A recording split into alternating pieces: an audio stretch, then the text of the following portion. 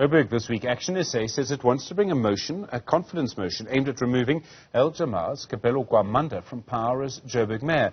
Gwamanda was voted into office by the ANC and the EFF and several smaller parties, but the member of the Mayoral Committee for Finance is Thapelo. He's from the ANC, which has the biggest number of councillors in the city of Joburg. Dr. Thina is a senior researcher at the Public Affairs Research Institute. Dr. Nzo, good afternoon to you. So if we want to look at the leadership style of Gwamanda, we kind of have to assess really only what he does and says in public. Is it possible to see what is his leadership and what is the result of the situation around him? Good afternoon, Stephen, and also good afternoon to your viewers. Yes, Gwamanda has been elected into office for less than, 6 weeks ago.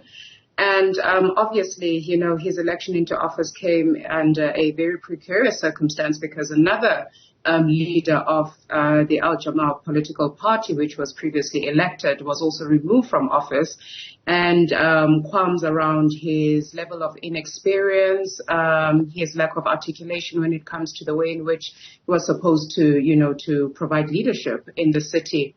Came into question. But now we also have another young leader, and coincidentally it's Youth Month. The month of June is supposed to be a month that celebrates young leaders. So having young people coming into the city of Joburg should be inspiring to a lot of young citizens in the city of Joburg who are faced with a plethora of issues relating to unemployment, relating to issues even related to the way in which their living of standard has been depleted. So in this case, I think what we are looking at right now is a fact that I think political parties are left with very little choices to make in the leadership that they have within council. Because if you're going to look at a mayor, a person supposed to be a mayor of a city, there are many things that you have to take into consideration. Their years of experience, their understanding of the local government system, a track record of even serving in some of the committees, especially the members of the mayoral committee,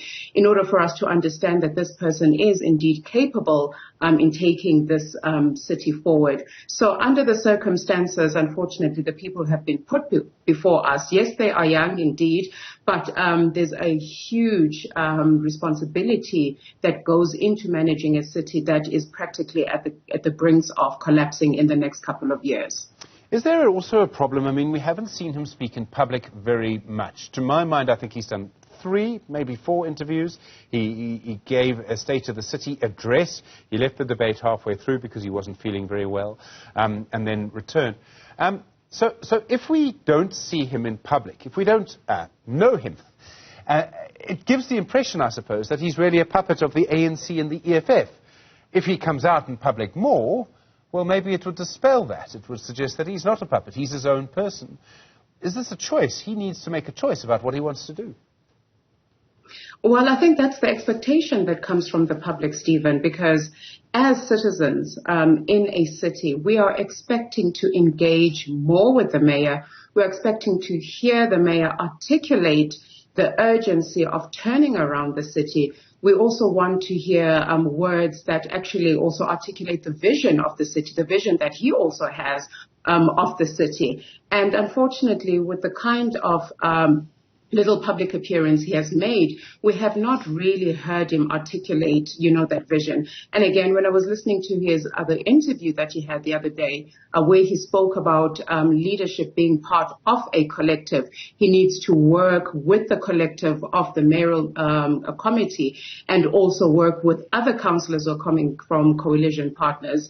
That actually brings us to the understanding that, yes, collective decision-making is important, but the way in which you, as a mayor who represents the jurisdiction of the city and who represents thousands of electorates, you have to come out and actually speak to us as the public so that we can have a greater confidence that you actually know what you are doing and what you are planning to do to get the city out of the dire situation that is in. So yes, definitely from a public perspective, there are expectations, but of course he's just been in office, like I said, just less than 6 weeks, and there has been quite a lot of political workings because he came into office under a cloud where certain parties were already questioning, his ethical conduct, taking into account that there were some issues related to him swindling money out of communities, so as it has been alleged. So already before he came into office, there was doubt coming from other parties that he would actually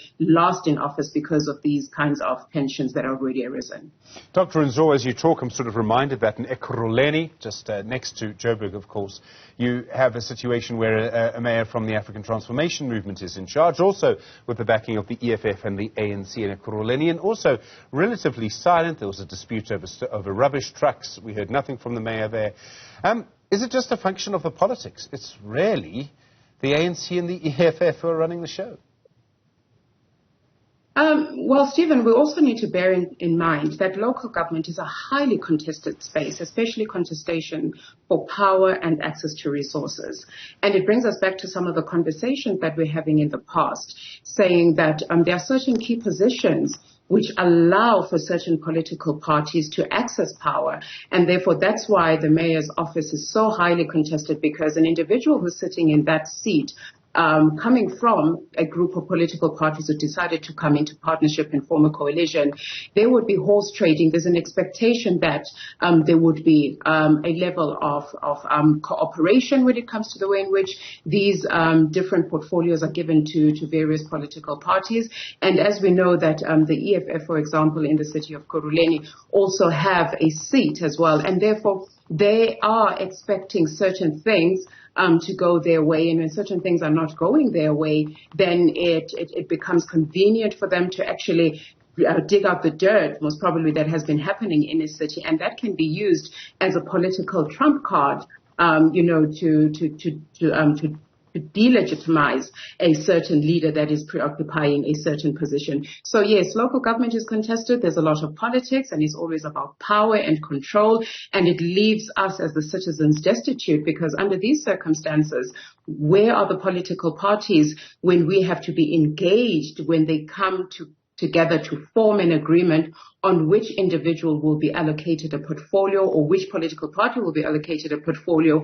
And primarily when it comes to the election of the mayor, why isn't that citizens are not engaged, for example, to ask what kind of quality of mayor we want in the city, what kind of quality of leadership and the skills and the competencies that we want to see in each of these positions that are going to be preoccupied by certain individuals. Dr. Nzo, maybe I'm asking too much of people, but I would think every single person who runs for office as a councillor in the city of Joburg or the city of Ekurhuleni or in Ditsobotla would probably have in their own mind what they would want to do if they became mayor overnight. Strange things happen in our politics.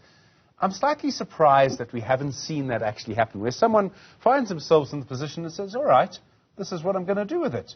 I mean, it'd be very difficult for someone to elect you and then to remove you the next day, so you actually do have some political power.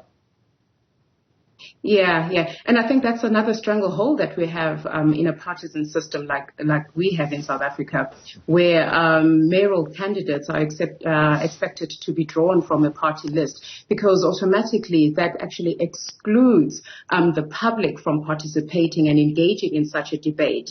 And hence, some of us are actually even saying that most probably it's about time that we actually look at the different options that we can use when it comes to the election of mayors, because under the current circumstances, you might find, Stephen, that there are certain individuals who can actually put up their hand and say that, you know what, I think I can run for political office, I can become a mayor for a city. But unfortunately, you are dependent on the kind of voter support that comes from the representative system of councillors, particularly at a motion of no confidence, because at least that when the elections come every 5 years, each political party puts up, a mayoral candidate on their political banner. But in between those 5 years, when motion of no confidence arise in a city council, then, it's sort of like a cherry picking type of like raffle that happens behind the scenes, where political parties come and choose a person who who will have representational claims,